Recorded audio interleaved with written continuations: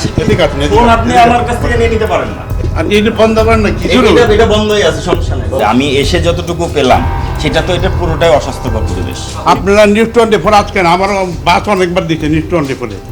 আচ্ছা, আপনি যেভাবে এই যে পরিবেশ, আপনার যে পরিবেশ দেখেন, যা অভিযোগ আমরা পাইছি তার প্রেক্ষিতে আপনার পরিবেশ দেখলাম, আপনার বানানোর প্রসেসিং দেখলাম, আসলে খাবার সস এটা কিন্তু খাবারেরই একটা অংশ, মুখরোচক। মানে এখানে আমরা কাজ কাম করতেছি, এটা মানে আপনার বাস দেওয়া বন্ধ করার ব্যবস্থা করতেছেন।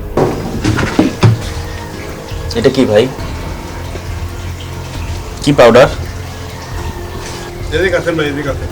হ্যাঁ হ্যাঁ, যাবো ভাই, অবশ্যই যাবো। আপনি ওদিকে গেছেন কেন? এদিকে আসেন ভাই, এদিকে আসেন।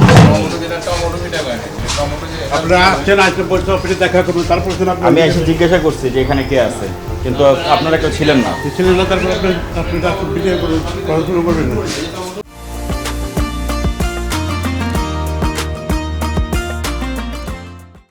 ব্যবসা করতে দিবেন নাকি ব্যবসা বন্ধ করে দিবেন, কোনটা চান আপনি? না না, আপনি আপনার ব্যবসা বন্ধ করার কি? একে তো অস্বাস্থ্যকর পরিবেশ, তার ওপর টমেটো, গলিত টমেটো, আস্ত টমেটোর সন্ধান নেই এই কারখানায়। কিছু কেমিক্যাল দেখতে গেলেও সেখানেও বাধা। তবে এইভাবেই প্রতিনিয়ত তৈরি করা হচ্ছে মুখরোচক এই টমেটো সস, যা বাজারে প্রতিনিয়তই ছড়িয়ে যাচ্ছে। উৎপাদন এবং বিপণন দুই ক্ষেত্রেই আসলে এটা কতটা হুমকির কারণ হতে পারে স্বাস্থ্যের জন্য, প্রশ্ন থেকেই যায়।